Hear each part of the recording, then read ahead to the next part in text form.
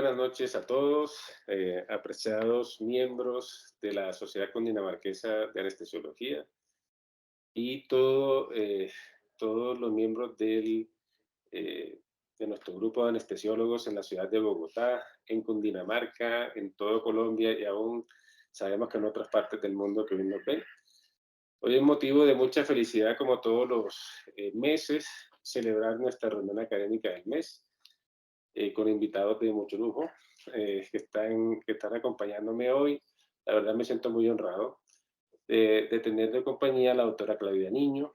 La doctora Claudia Niño es médico cirujana de la Universidad Javeriana, es anestesióloga de la Universidad de Rosario, es neuroanestesióloga del Hospital Karolinska de Estocolmo, en Suecia, es intensivista de la Fundación Universitaria Ciencias de la Salud, es jefe de la sección de neuroanestesia y de evaluación preoperatoria del Hospital Universitario Fundación Santa Fe de Bogotá, jefe del programa de Fellows de Neuroanestesia del Hospital Universitario Fundación Santa Fe de Bogotá, acreditado por el International Council of Preoperative Science Training y profesora de la Universidad de los Andes y de la Universidad del Bosque.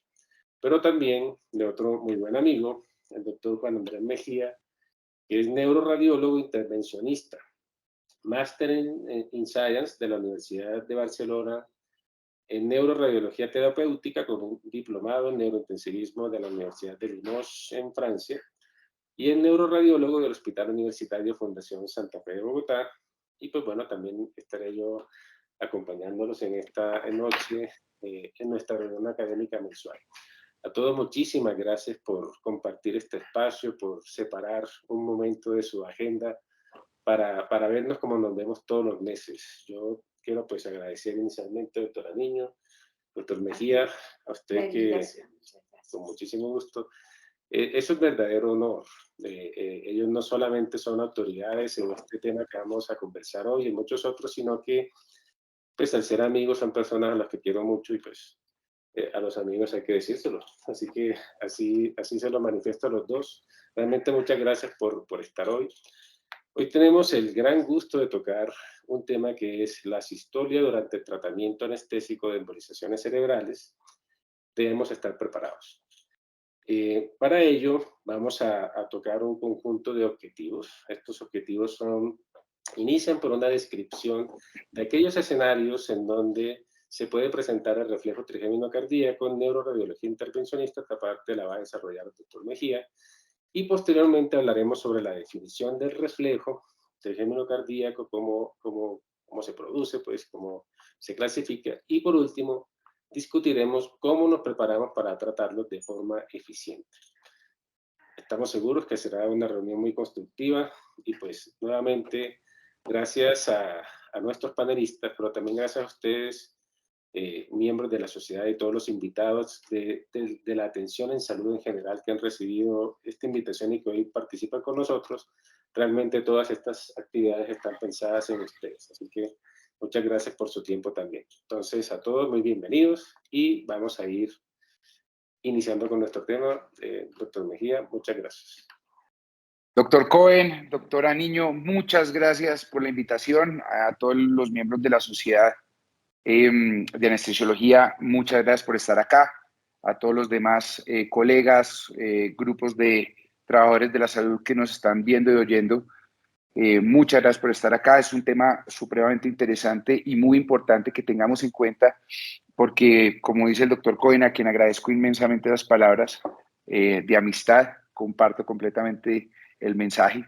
Es muy importante que tengamos en cuenta todas las adversidades que nos pueden ocurrir en una sala de hemodinamia y tenemos que empezar diciendo que en neurointervencionismo tenemos una gran cantidad de elementos para realizar embolizaciones, para manejo de aneurismas, para manejo de fístulas, malformaciones arteriovenosas, ACV, en fin, y pues afortunadamente gracias a este gran cantidad de herramientas que tenemos, pues tenemos que todos conocer un poco de ellas y hoy sobre todo tenemos que conocer algo de los líquidos embólicos y materiales de embolización, sobre todo utilizados previamente en el manejo de malformaciones arteriovenosas, fístulas arteriovenosas, que inicialmente se iniciaron manejando con pequeñas partículas plásticas que hoy día utilizamos también.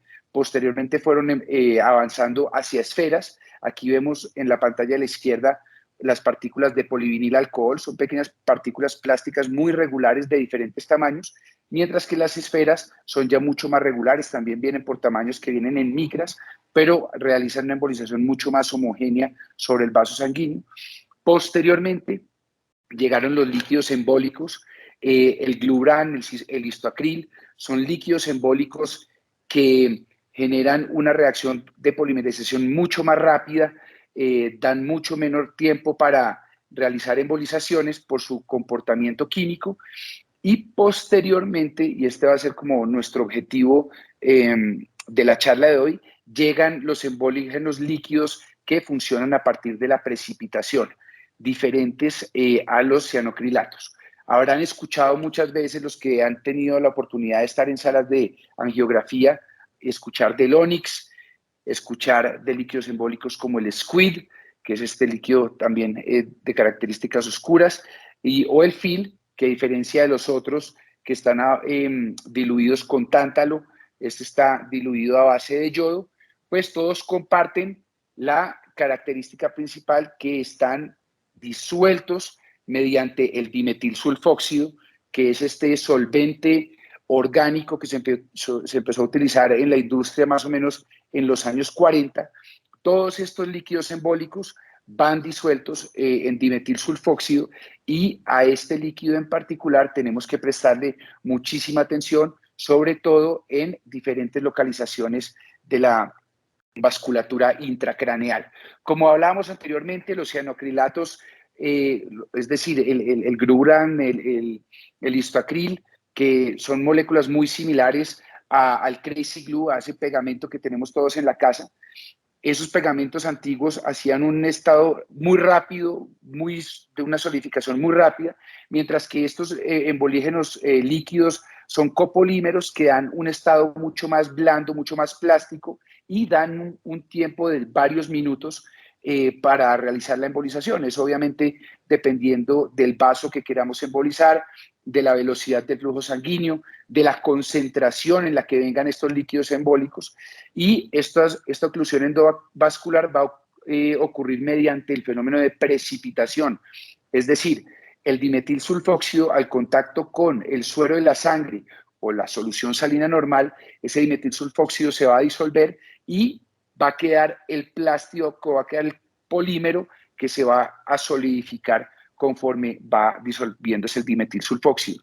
Entonces, ese DMCO, ese dimetilsulfóxido, es el que va a producir una serie de reacciones, por ejemplo, como es el caso en las meninges. Nosotros tenemos que utilizar este líquido. En primera instancia, tenemos que hacer un lavado de los microcatéteres, porque queremos evitar que la precipitación del líquido embólico ocurra dentro del microcatéter.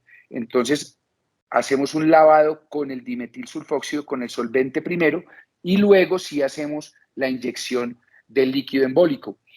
En esa primera inyección de dimetilsulfóxido es que tenemos que tener mucha precaución, porque ese dimetilsulfóxido puede tener muchos efectos tóxicos locales.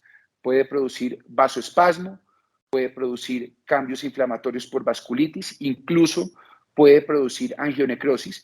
Y la charla de hoy hablará de esto. Puede producir bradicardia e incluso asistolia por el reflejo trigémino cardíaco, del que ya más adelante hablaremos. Incluso hay catéteres que son específicos para dimetilsulfóxido, porque el dimetilsulfóxido puede ser muy corrosivo con estructuras que no sean compatibles con el líquido, y pueden dañar, lacerar el catéter y romperlo dentro de la vasculatura intracraneal, cosa que sería una catástrofe para los pacientes. Y esto es un ejemplo de cómo se comportan estos líquidos embólicos aquí dentro de solución salina, que sería el mismo comportamiento en la sangre. Se va solidificando conforme el dimetilsulfóxido que está dentro del líquido se va disolviendo, y fuera tiene ese comportamiento líquido totalmente lábil a la vasculatura. Aquí es como funcionan estos líquidos. Digamos que conforme los vamos inyectando se va generando un tapón que va a generar un aumento de la resistencia cercana al catéter y posteriormente vamos a tener un avance del líquido que en este caso una malformación arteriovenosa va a ir avanzando por ley de resistencias hacia, de manera anterógrada hacia la vena. Sin embargo, pues hemos hablado de malformaciones arteriovenosas, pero en la charla del día de hoy tenemos que hablar de las embolizaciones de la arteria meningia media que cada vez más estamos realizando más frecuentemente por diferentes patologías que ya veremos algunos ejemplos y tenemos que tener en cuenta este manejo del dimetilsulfóxido de las embolizaciones con embolígenos líquidos en estos territorios, ya que podemos tener complicaciones muy importantes para nuestros pacientes. Entonces, un pequeño recuerdo anatómico. La arteria meningia media proviene de la arteria maxilar interna, que es terminal de la carótida externa. La carótida externa termina en temporal superficial y maxilar interna, y es de la maxilar interna donde emerge la arteria meningia media, que aquí la tenemos esquematizada. No solamente tenemos que tener precaución con el reflejo trigémino cardíaco en la embolización con líquido embólico, sino que tenemos que tener mucha precaución con múltiples anastomosis intracraneales que hay desde la meningia media, por ejemplo, la arteria oftálmica, la arteria basilar, la carótida interna. Entonces, siempre tenemos que estar muy atentos en este tipo de embolizaciones, no solamente por el tema de la bradicardia, sino por anastomosis peligrosas que puedan terminar en un infarto cerebral para nuestros pacientes. Entonces, más o menos esta es la estructura de nuestros vasos meningios. Tenemos unos vasos que están extracraneales, otros intracraneales a través del diploide craneal, y ya en las meninges pues tenemos nuestros vasos meningios, que son los objetivos de la embolización en estos casos, y por el reflejo que hablaremos más adelante es que tenemos que tener conocimiento de lo que estamos hablando en este caso. Entonces, unos pequeños casos de interés para que entremos en materia. Una mujer de 38 años remitida por estatus convulsivo. Vemos un gran meningioma de la convejidad frontoparietal en este caso. Tenemos que tener en cuenta que cada vez estamos embolizando más meningiomas, es el tumor extraxial más frecuente. La sintomatología es variable y afortunadamente la gran mayoría son benignos. Y en cuanto a la embolización encontraremos gran variedad en la literatura. Sin embargo, sí hemos visto menores tasas de sangrado en cirugía, disminución de los tiempos quirúrgicos cuando hacemos embolizaciones previas de los meningiomas y menores tasas de recurrencia cuando son tratados únicamente mediante embolización.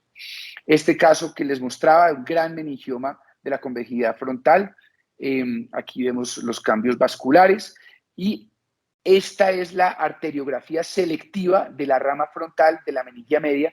Vemos en la pantalla de la derecha esa gran vascularización del tumor generada desde la arteria meningia media, y este es el comportamiento del líquido embólico tal cual va avanzando hacia el tumor. Vean cómo se distribuye sobre las ramas tumorales, y pues finalmente conseguimos una embolización muy importante de ambas ramas, y más importante, vean cómo desde la rama izquierda conseguimos embolización por anastomosis de las ramas aferentes del lado contralateral.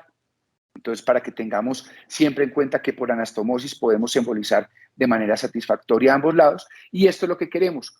Gracias al gran trabajo de los neurocirujanos, se consiguió una resección impresionante, completa, de una masa de ese tamaño. Otro caso muy similar, en este caso, dos meningiomas, uno del ala esfenoidal y otro de la convejidad frontoparietal.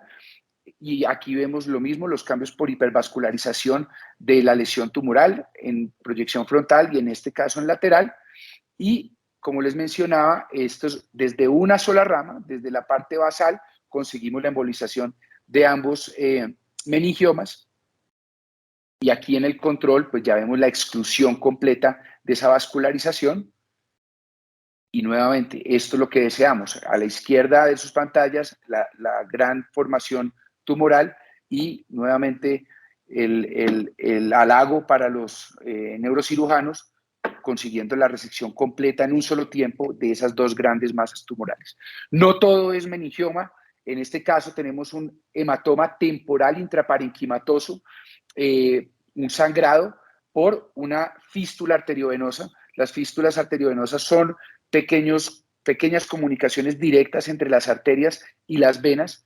En este caso, una comunicación en territorio de la dura madre, pero también una comunicación en territorio de la carótida interna que generaba por ruptura este sangrado. Y aquí vemos todas estas ramas, todas estas ramificaciones que ven en la pantalla, desde la arteria meningia media hacia esa estructura venosa, que es la vena de la B, terminando en el seno sigmoideo. Digamos que en nuestro esquema, ahí ven en la pantalla izquierda la localización de la lesión y, perdón, así se comportaría el líquido embólico en diferentes fases, cómo va llenando todos esos espacios vasculares hasta pasar a la vena y desde un solo punto conseguir tanto la exclusión de las ramas de la carótida externa como de la carótida interna. Este es nuestro cast, nuestro esqueleto de Onyx después de la embolización y vean aquí en esta reconstrucción tomográfica cómo se observan desde la periferia hacia la migración hacia el territorio de la carótida interna, ocluyendo completamente la fístula. Por último, esta mujer de 61 años, múltiples comorbilidades, una falla cardíaca con una fibrilación auricular concomitante, que por supuesto requiere anticoagulantes, y presentaba este hematoma subdural con características de reagudización. Tenemos que tener en cuenta que cada vez la población está envejeciendo más requerimientos de anticoagulación y de antiagregantes plaquetarios en la sociedad, y en estudios americanos plantean que para el año 2030, eso es aquí a la vuelta de la esquina, el diagnóstico neuroquirúrgico más frecuente va a ser el hematoma subdural crónico, incluso superando la tasa, duplicando, perdón, la tasa actual de hemorragia subaracnoidea. Entonces, para que tengamos muy en cuenta esto, en neurointervencionismo cada vez también estamos embolizando más hematomas subdurales crónicos. Y uno diría, pero ¿por qué embolizar por vía arterial una patología que suponemos venosa? Pues parece que los procesos inflamatorios crónicos y la angiogénesis se detienen con la embolización de la meningia media y esto favorece los procesos de reabsorción del hematoma. Entonces hemos tenido muy buenos resultados. Esto ya está ampliamente publicado y pues volviendo a nuestro caso de la paciente del hematoma subdural crónico reagudizado, tenemos aquí la anatomía tanto en anteroposterior como en el lado derecho de sus pantallas en lateral de la arteria meningia media. Y nuevamente aquí conseguimos la embolización. En la pantalla de la derecha están viendo cómo se comporta el líquido y nuevamente estamos viendo esa migración de derecha a izquierda en el paciente, consiguiendo la bilateralidad de la oclusión de ambas arterias meningias, como lo muestra aquí, por ejemplo, el esquema, y pues esta embolización satisfactoria también de hematomas subdurales crónicos. Entonces, una serie de patologías que vienen cada vez más frecuente, que los neurointervencionistas cada vez estamos conociendo más, pero también cada vez estamos viendo más reacciones al dimetilsulfóxido en la embolización en las arterias meningias, y por eso es tan importante esa conexión y ese trabajo en equipo, ese colegaje con los anestesiólogos, que definitivamente ambos tenemos que estar en el mismo lado para tener mejores resultados con nuestros pacientes y, por supuesto, tener la menor tasa de complicaciones. Muchísimas gracias. Por ahora dejo mi pantalla acá. Compartiré con Carolina por ahora, porque no veo. Sí, si quiere, puede compartir y listo. Dejo de compartir, ahí cedo el control. Muchísimas gracias a todos y continuamos con la charla. Bueno, muchísimas gracias. Vamos a compartir acá la pantalla para continuar. Yo ya no estoy compartiendo, ¿verdad?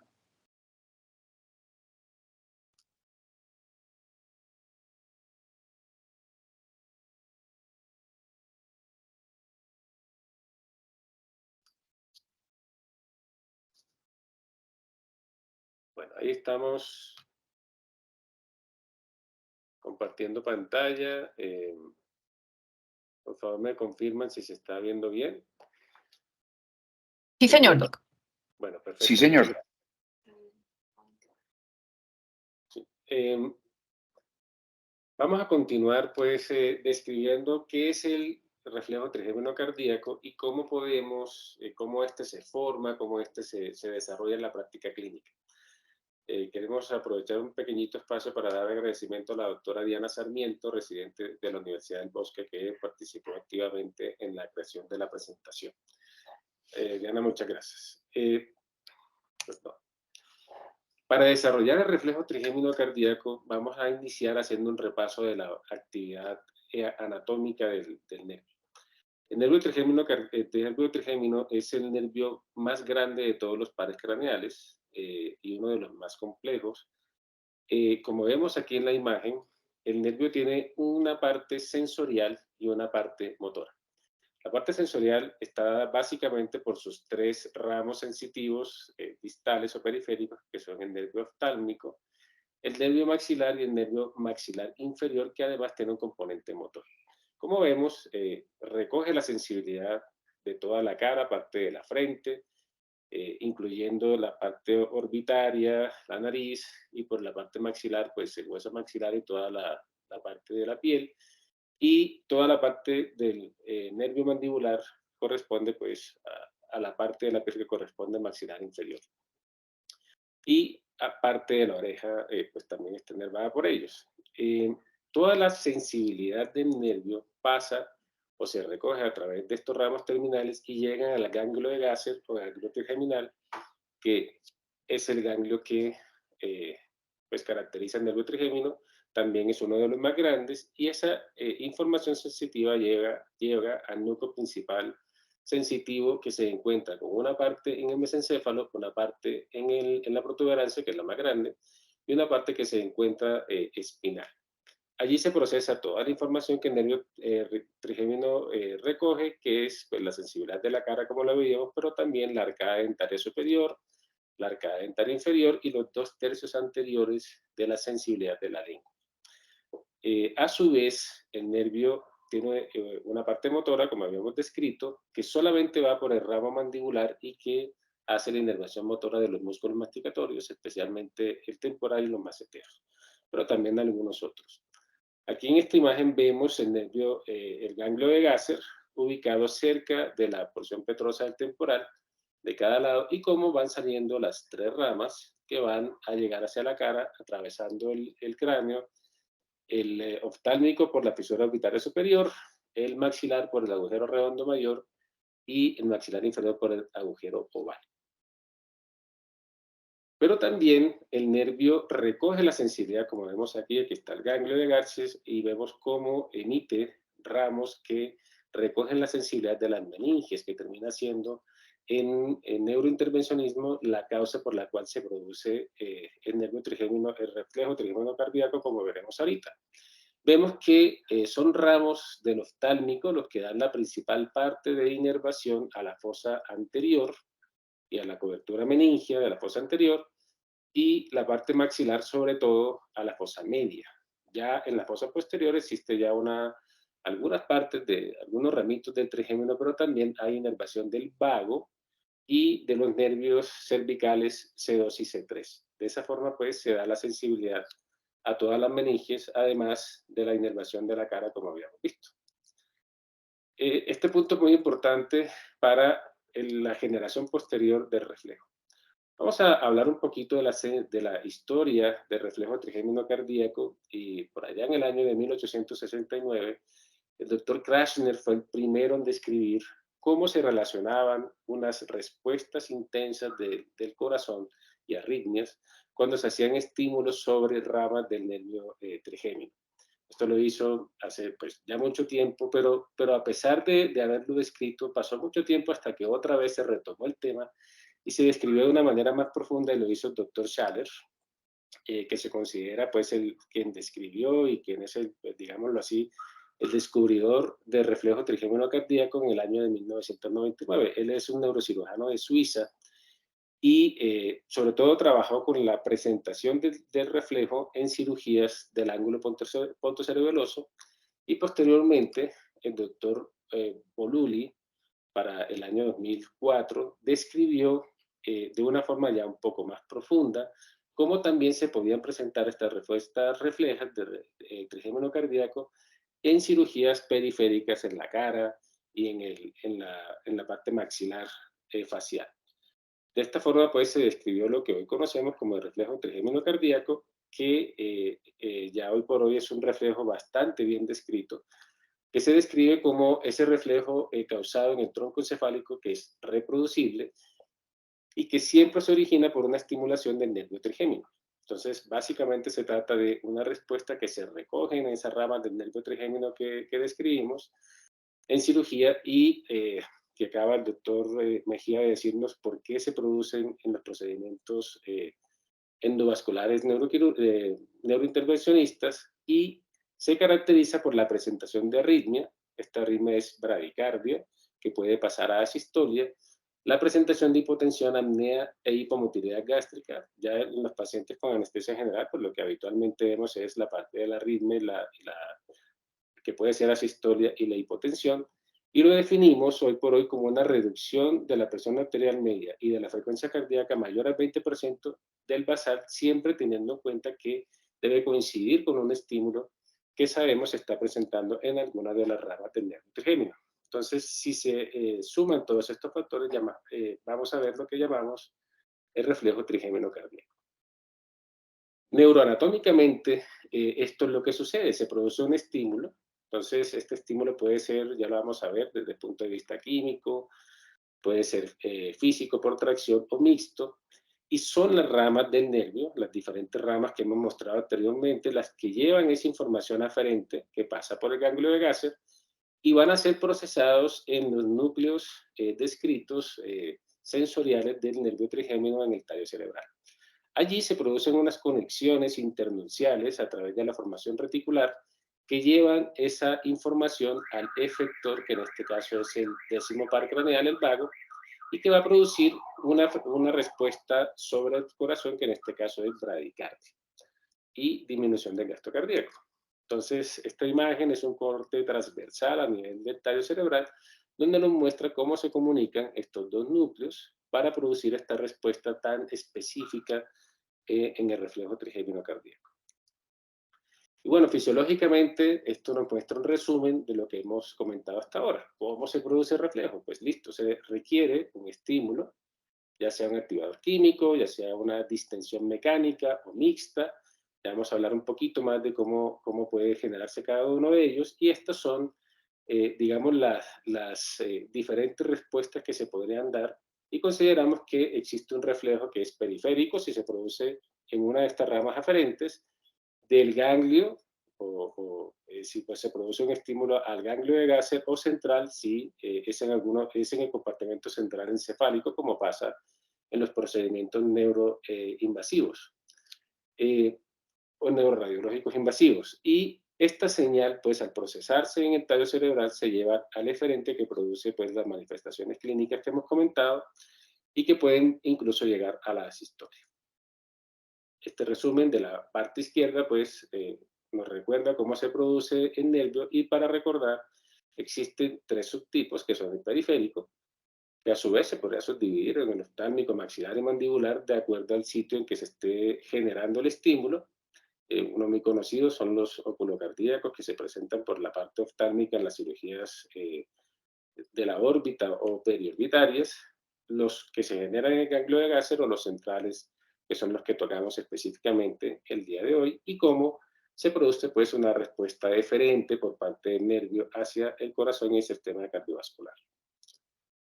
Una de las formas de reflejo trigémino cardíaco es el reflejo de inmersión. Esta imagen pues nos recuerda un poquito qué sucede.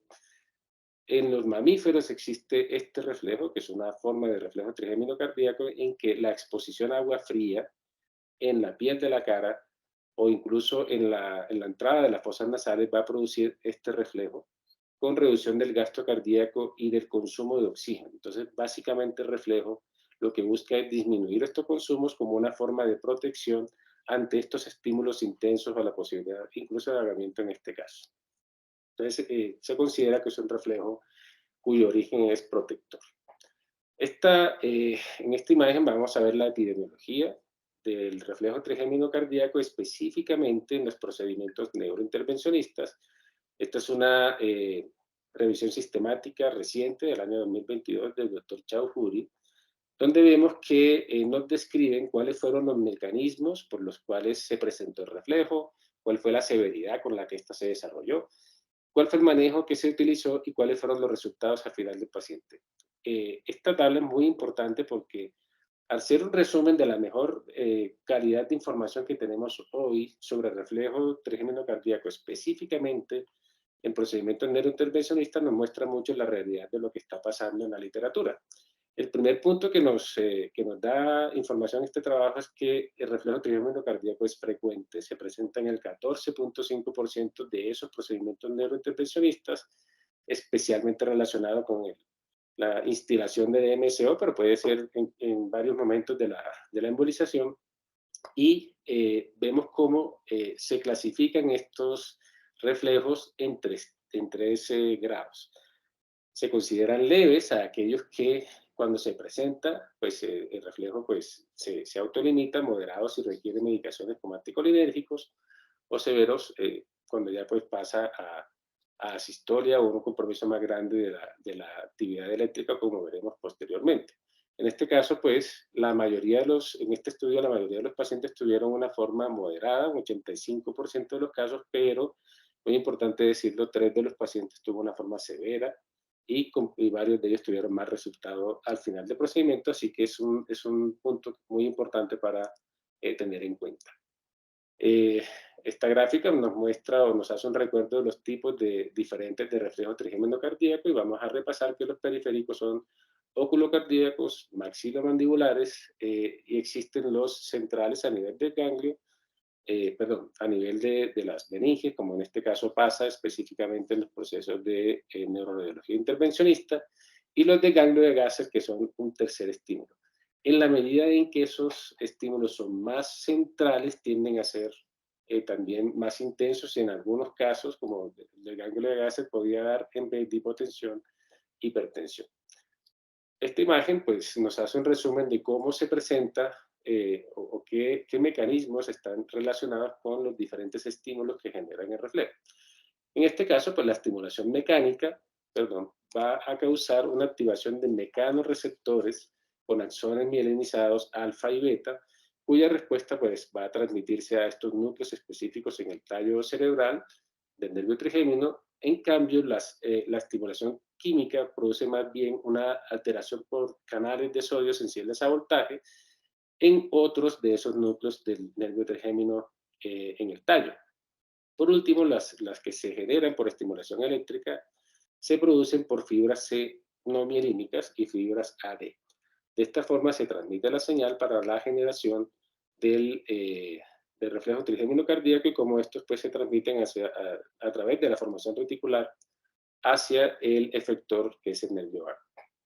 Entonces, se ha encontrado en la literatura cuáles son los principales factores, o se han descrito, que son predisponentes para la generación del reflejo trigémino cardíaco. Con esto queremos hacer énfasis en que se produce específicamente en este caso por la utilización de DMSO y el ONIX, como ya lo mostró el doctor Mejía hace un momento, pero estos factores pueden aumentar la posibilidad de que el paciente presente reflejo trigémino cardíaco. Entre ellos son la hipercapnia, la presencia de hipoxemia perioperatoria, muy importante, el tener una anestesia un poco ligera o con una profundidad anestésica no suficiente, puede aumentar ese riesgo como lo veremos, la edad y la naturaleza del estímulo, que en este caso pues es, como decíamos, lo más importante, el DMSO y el ONIX.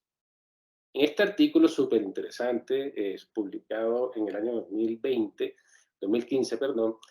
fue una revisión sistemática en donde se buscaron precisamente qué factores estaban relacionados con el desarrollo del reflejo trigémino cardíaco en anestesia para procedimientos endovasculares. En este estudio, de las cosas más importantes que se observaron es que hubo una relación directa entre la cantidad de pacientes que desarrollaban reflejo trigémino cardíaco y el estar con una profundidad anestésica insuficiente. Vemos en este caso que lo que utilizaron fue el sistema CSI, que digamos que una profundidad adecuada está entre 40 y 60, y vemos cómo muchos de los pacientes tenían una profundidad eh, mayor o menor, perdón, un número mayor a 60, lo que quiere decir que tiene una profundidad insuficiente, y estos pacientes tuvieron un porcentaje de reflejos trigémino cardíaco más alto que aquellos que tenían una profundidad adecuada.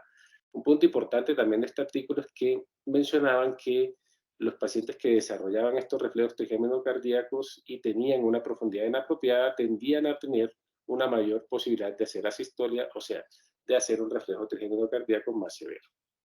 Es un punto importante a tener en cuenta en nuestra práctica diaria. Por último, pues vamos a discutir respecto de la clínica del paciente. Como hemos visto, el reflejo trigémino cardíaco se caracteriza por la presentación de bradicardia, que puede llegar a sistolia, hipotensión arterial, apnea e hipermotilidad gástrica. Y alteraciones que pueden inclusive pues, tener alteraciones de la onda T y acortamiento del intervalo QT, que pues hacen parte típica de la forma como este reflejo se presenta. Bueno, y continúo yo para que hablemos algo del manejo, porque esto es bastante especial, pero antes quiero darle las gracias al doctor Darwin Cohen por esta invitación. Él es mi amigo del alma, igual que Juan Andrés. Así que creo que tenemos el equipo perfecto para lo que tenemos que hacer en este tipo de pacientes, y es integrarnos con todo el equipo, tener la comunicación constante y conocer exactamente qué es lo que vamos a hacer, porque los anestesiólogos estamos cada vez más implicados en el manejo de los pacientes fuera de salas de cirugía. Y en neuroradiología intervencionista nos vemos abocados a muchas dificultades que pueden hacer que no nos preparemos adecuadamente para la reanimación de nuestro paciente. Entonces, como vemos aquí, puede ser que la vista que nosotros tenemos de nuestro paciente es la de la fotografía que les estoy indicando, y entonces estamos un poco lejos. Con frecuencia los monitores ni siquiera los tenemos enfrente de nosotros, o es difícil verlos, y no sabemos en qué parte del procedimiento está el neuroradiólogo. Entonces, cada vez que nos enfrentamos a uno de estos casos, primero debemos conocer cuál es la patología del paciente, porque como nos mostraba Juan Andrés, hay unas patologías que cada vez son más frecuentes en nuestros pacientes, por ejemplo, estos de los hematomas subdurales crónicos que reciban después del tratamiento quirúrgico, pero que ahora que son llevados a embolización cambia completamente el comportamiento, o los pacientes con tremendos meningiomas que queremos embolizar previamente para que no sangren tanto en cirugía, o las mismas embolizaciones de fístulas arteriovenosas. Así que hay muchos escenarios en los cuales nosotros vamos a estar implicados en el tratamiento de nuestros pacientes. Esta parte la vamos a dedicar como al abordaje, que el abordaje, como les acabo de decir, comienza con la comunicación constante. Porque si nosotros no sabemos exactamente lo que va a pasar, puede ser que se nos presente esto, una sistolia, y no tengamos absolutamente nada con qué tratarlo. Yo no sé cómo es en el sitio donde ustedes trabajan, pero donde nosotros trabajamos, si no tenemos listas las cosas previamente, puede ser que se tarde un tiempo en que no las consigan. Entonces, primero que todo, preparémonos y sepamos qué es lo que está pasando. Vuelvo a la revisión sistemática de la que les estaba hablando el doctor Cohen, porque es que, si ustedes se dan cuenta, pues no se ha publicado mucho sobre el reflejo trigémino cardíaco. Nosotros como anestesiólogos hablábamos mucho del reflejo óculo cardíaco, y todos éramos expertos en cirugía de estrabismo y nos preparábamos porque cada vez que traccionaban los músculos extraoculares podía hacer bradicardia, pero aquí hay muchos escenarios en los cuales también puede haber asistolia. Pero como ustedes ven, esta revisión sistemática está basada en una cantidad de estudios que no tienen mucha validez desde el punto de vista de número de pacientes y de la metodología. Entonces aquí vemos que la mayoría son reportes de casos o series de casos. Después de que sacaron todos los estudios que iban a analizar en esta revisión sistemática del 2022, recogieron 220 pacientes.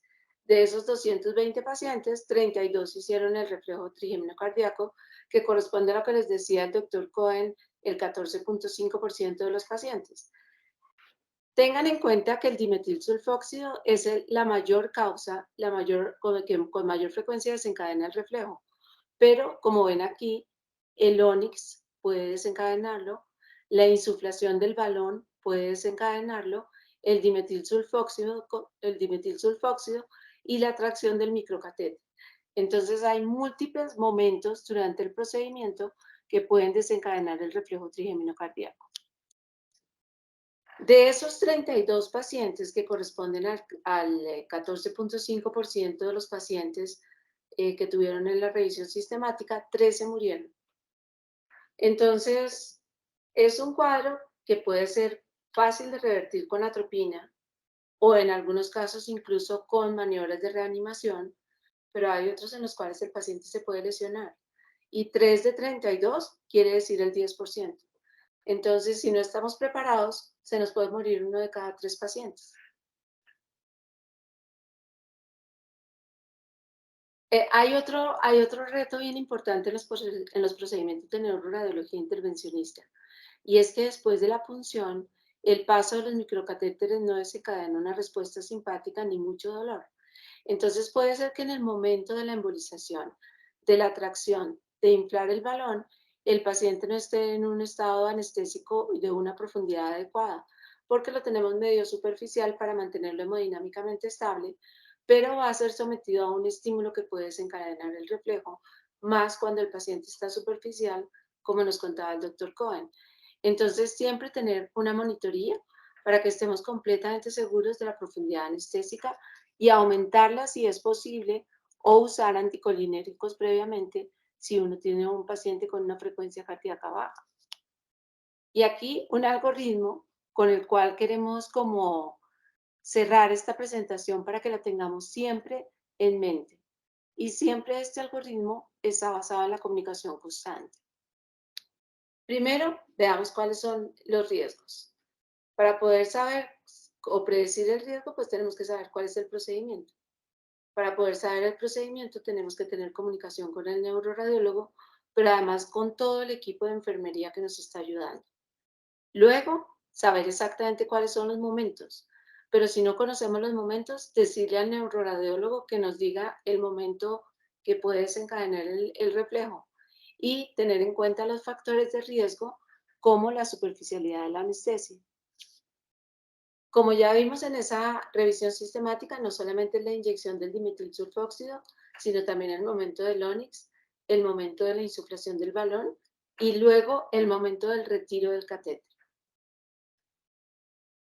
Anticiparse a las alteraciones hemodinámicas, que pueda haber bradicardia e hipotensión o no reflejo trigémino cardíaco. Si hay ese reflejo, detener la manipulación, avisarle al neuroradiólogo. Si el evento está resuelto, puede haber dos escenarios, o se resuelve o hay bradicardia. Si se resuelve, pues entonces no hay ningún problema, pero si hay bradicardia persistente de hipotensión, tener a la mano atropina. Entonces, esto era lo que yo les decía. En la suite de neuroradiología, los medicamentos que uno tiene listos, los tiene listos y son esos. Cuando uno pide uno extra, puede tomar tiempo para que se lo traigan. Entonces, si ustedes tienen la posibilidad de tener un reflejo trigémino cardíaco, tengan atropina marcada y preparada o sepan dónde la tienen y tengan todo el equipo de reanimación necesario donde lo puedan ver. Porque en el momento en que están haciendo la embolización, con frecuencia el neuroradiólogo está mucho más cómodo y puede ver mejor si la luz está baja. Y apagan la luz y uno no encuentra nada si no está preparado. Entonces, atropina, mejora o no mejora. Si no mejora, pues entonces tenemos que estar listos para la reanimación con compresiones y usar el algoritmo de la CLS para poder sacar adelante a nuestro paciente y que no sea uno de esos 3 de los 32 que murieron. Las conclusiones entonces son: primero, debemos hacer aproximaciones frecuentes para el adecuado uso conjunto de materiales en terapia endovascular. Todo el equipo debe saber qué es lo que se está haciendo. Todo el equipo debe identificar los momentos de riesgo. Cada caso particular requiere un análisis individualizado y una solución basada en el concepto de medicina de precisión.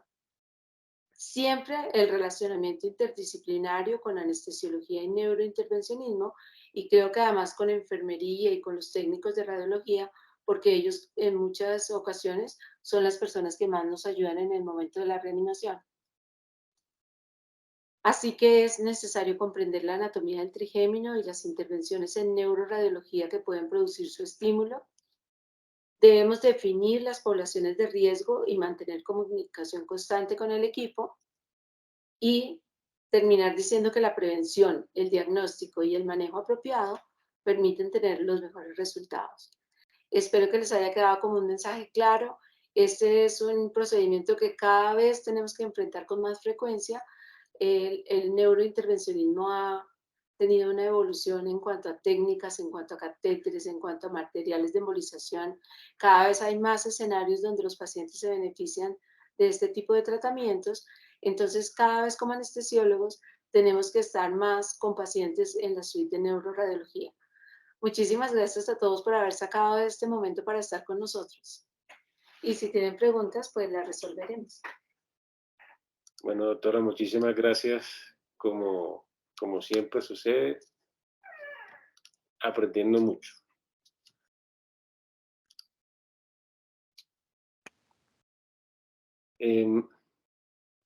Quiero pues agradecer a los panelistas, doctora Niño, doctor Mejía, por tener este espacio, a todos ustedes por acompañarnos hoy. Si tienen preguntas, pues por favor nos dicen, estamos pues prestos a su comunicación. Y déjenme ver aquí en el chat.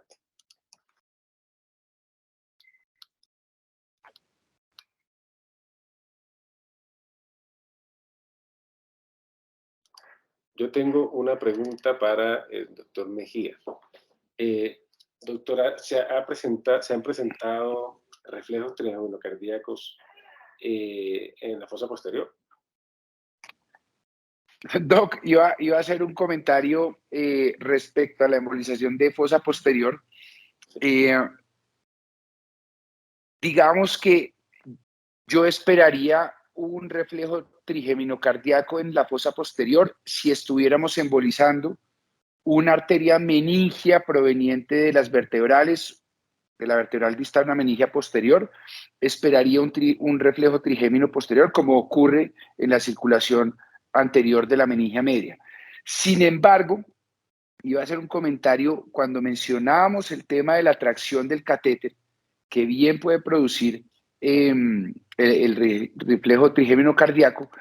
En fosa posterior, cuando embolizamos la circulación, por ejemplo, de la cerebral posterior, de las cerebelosas, que tenemos que entrar por la basilar y llegar a territorios muy distales, en ocasiones se puede encarcelar con el líquido embólico el catéter, como lo veíamos en esa diapositiva, y en la tracción del catéter, estos son tracciones de décima de milímetro en décima de milímetro, pero lo hemos visto cómo se estira el catéter a lo largo de la basilar y el catéter arrastra la basilar y el tallo cerebral, y ahí puede, pues, fuera de hacer asistolia 1, el paciente también, ¿sí?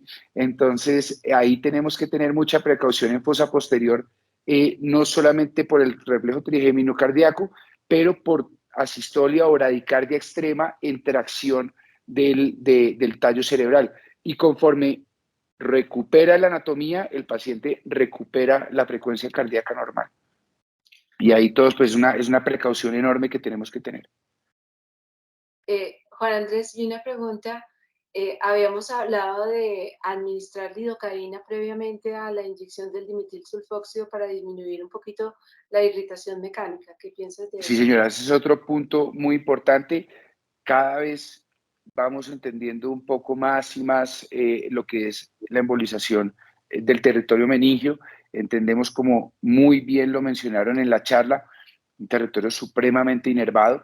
Entonces, hemos visto, no solamente en nuestro centro, en la Fundación Santa Fe, sino en otros centros, se ha visto que con la administración de apenas un cc de lidocaína previamente al lavado del catéter con dimetilsulfóxido, baja dramáticamente esa probabilidad de ocurrencia del reflejo trigémino cardíaco, que de por sí, pues como lo mencionaban anteriormente, no es bajo, se presentó en esa revisión en aproximadamente 15%, y pues es que las cifras uno diría, bueno, es que esto es fácil de controlar, pero hemos tenido la situación donde los pacientes llegan a bradicardia extrema, incluso asistolia, y si uno no está preparado, como le decía la doctora Niño, si uno no tiene esa comunicación, que es que lo tenemos en la barra izquierda de esa última diapositiva de ese algoritmo, pero es que la comunicación es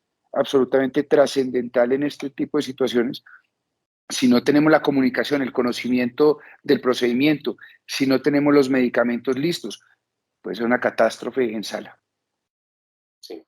Y la velocidad con la cual tú inyectas el dimetilsulfóxido o el Onix puede cambiar. Influye también. ¿También? Influye también, siempre tratamos de hacer una inyección muy lenta. Generalmente, si no hacemos, o sea, hacemos un lavado de lidocaína, luego yo personalmente hago un nuevo lavado de contraste, ¿sí? Para luego con el dimetilsulfóxido lavar ese contraste, y yo cuando dejo de ver en pantalla el contraste, ya sé que estoy inyectando el dimetilsulfóxido. Dejo de ver en pantalla el contraste. Entonces ya sé que estoy inyectando dimetilsulfóxido, ahí sé que tengo que bajar el ritmo. Obviamente ya les he avisado a ustedes previamente, y ante cualquier eventualidad, pues todos estamos listos.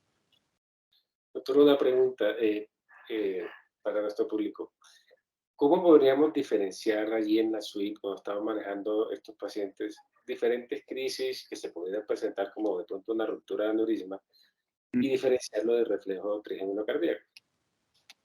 Doc, yo creo que, por ejemplo, en la ruptura neurismática o en la ruptura de una malformación arteriovenosa, por el mecanismo fisiopatológico cambia la presentación inmediata del cuadro. Mientras que en el reflejo trigémino cardíaco vamos a tener una disminución muy importante de la frecuencia cardíaca hacia la asistolia. En el reflejo, en la ruptura aneurismática o en la ruptura vascular en una malformación arteriovenosa, pretendemos ver todo lo contrario. Pretendemos ver un aumento súbito de la frecuencia cardíaca, un aumento muy importante en la hipertensión, en la tensión arterial, con cifras que pueden llegar a los 200 de sistólica. Y es un cuadro completamente diferente. Es un cuadro como de hiperactividad versus a lo que vemos en la inyección con dimetilsulfóxido. Entonces, el manejo ahí, que también, por supuesto, dependemos 100% del manejo compartido con anestesiología. Ya venimos a disminuir o tratar de disminuir frecuencia cardíaca, disminuir tensión arterial durmiendo más, pues haciendo ustedes un mayor grado de sedación. Revertimos obviamente la heparina 1 a 1 de lo que hayamos inyectado con heparina. Ya en las medidas mecánicas, a veces ocluimos carótida, o con los catéteres hacemos un bloqueo del flujo, subimos los catéteres más para disminuir ese riego sanguíneo, y por supuesto tenemos que actuar con mucha rapidez a nivel endovascular para reparar pues el daño que hacemos, pero obviamente son complicaciones que son absolutamente indeseables cuando las tenemos. Sí, completamente de acuerdo. Cuando se rompe un vaso, lo que uno ve es, puede haber algo de bradicardia inicialmente, pero lo que ve uno más son extrasístoles e hipertensión arterial, que es todo lo contrario del reflejo trigémino cardíaco, como decías tú, Juan Andrés, que donde hay caída de la frecuencia cardíaca, pero también caída de la presión arterial.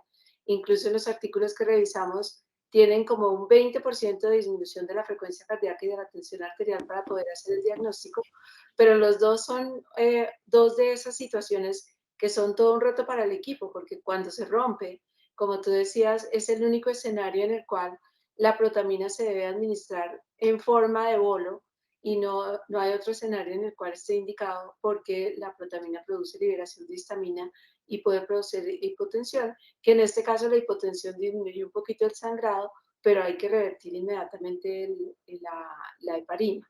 Entonces creo que son dos situaciones de riesgo para todo el equipo, en las cuales, como dices tú, uno también hace Bueno, uno no hace sociología.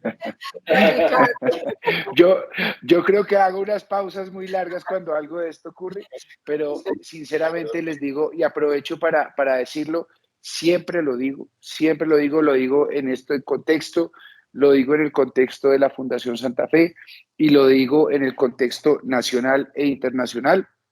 Contar con un grupo como ustedes, primero para mí es un honor, pero para mí es una tranquilidad y una seguridad saber que ustedes y nosotros estamos tratando conjuntamente un paciente.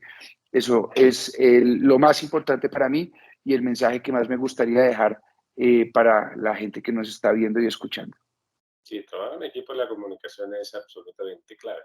Tenemos una pregunta de la doctora Laura Reyes. La doctora Reyes hola pregunta, Laura. hola Laurita, gusto saludarte. Dice la doctora, excelente actividad. ¿Hay alguna situación o patología específica que requiera premedicación con atropina? ¿Qué hacer en situaciones Mm. de reflejos repetitivos? Bueno, pues lo que estamos haciendo es, si el paciente tiene tendencia a la bradicardia, es decir, si la frecuencia cardíaca está en 60, 65 o alrededor, es preferible en los momentos de riesgo tener la atropina y administrarla. Pero de lo contrario, siempre tengan lista la atropina, porque es que esto es situación de rápidamente responder o pierde uno el paciente. Y si lo hace repetidamente, pues yo atropinizo al paciente. Creo que eso es lo que Ay, estamos haciendo siempre.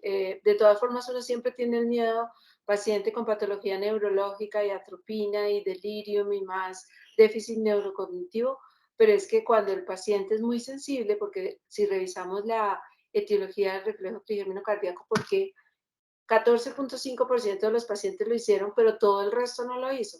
Parece que mm, también hay algo de sensibilización y de estado del endotelio vascular de los pacientes que los lleva a hacer el reflejo trigémino cardíaco y a otros no.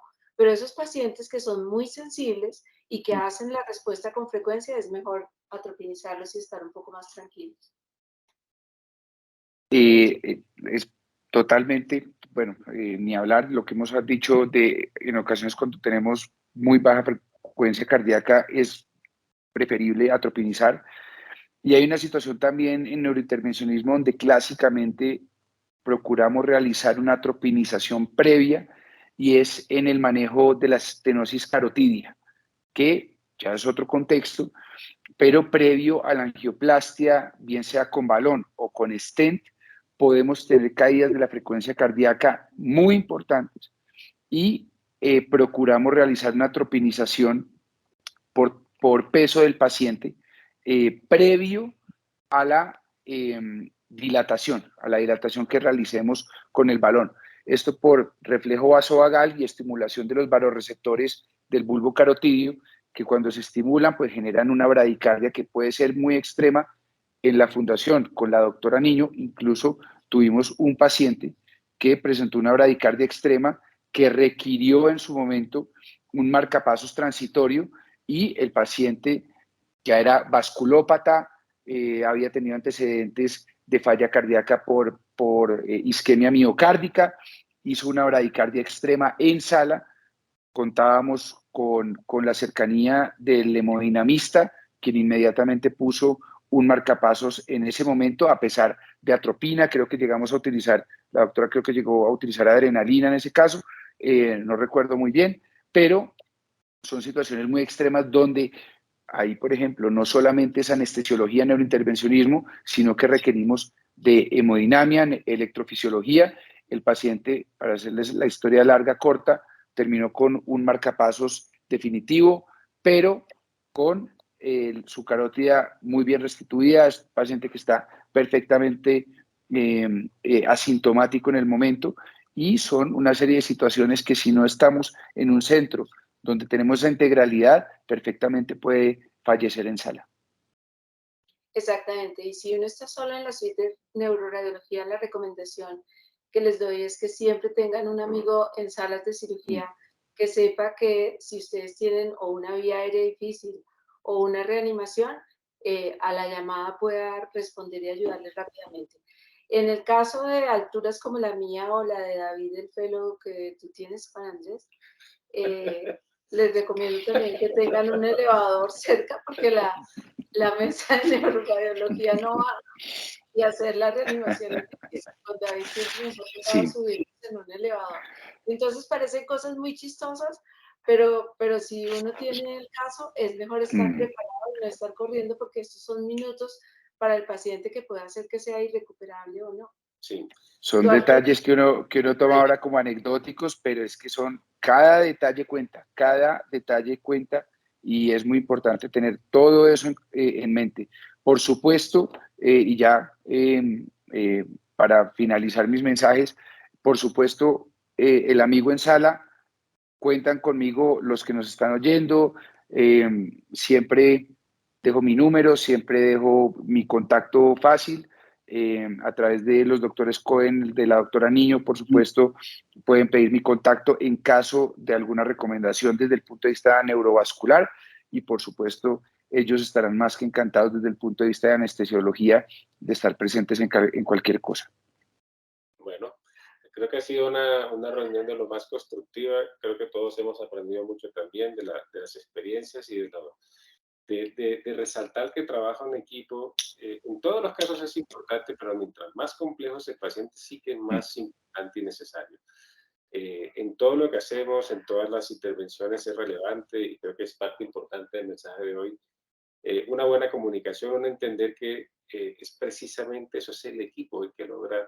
Uno puede llegar a una distancia, pero si se une con sus amigos y compañeros, lo que consigue es un resultado más completo y más profundo que siempre beneficia al paciente. Así que pues hoy quiero nuevamente agradecer a nuestros panelistas. Ha sido realmente una reunión muy constructiva que he disfrutado mucho en lo personal pues de estar acompañado con ustedes, pero creo que también se ha logrado pues enviar un mensaje creo que muy claro para nuestro público que hoy se nos une. Queremos agradecer nuevamente a ustedes que son la razón de estas reuniones. Quedan pues siempre cordialmente invitados para todas nuestras reuniones mensuales y pues no nos queda más que despedirnos, decirles gracias a todos, gracias a ustedes, doctores, por su tiempo, por su espacio, por su Gracias, Juan disponibilidad, Andrés, gracias. paciencia. A ustedes, muchas gracias, doctora Niño, doctor Cohen, nuevamente o sea, reitero la alegría que me genera trabajar con ustedes. Le quiero mandar un saludo muy grande a José Mercado, que es de la escuela y con el que he trabajado, que nos está viendo en este momento. Un abrazo a José y a todos los que compartieron hoy con nosotros. Muchas gracias, un saludo y una muy buena noche para todos. Muy buenas noches y muchísimas gracias a todos. Que descansen. Nos vemos en una siguiente oportunidad.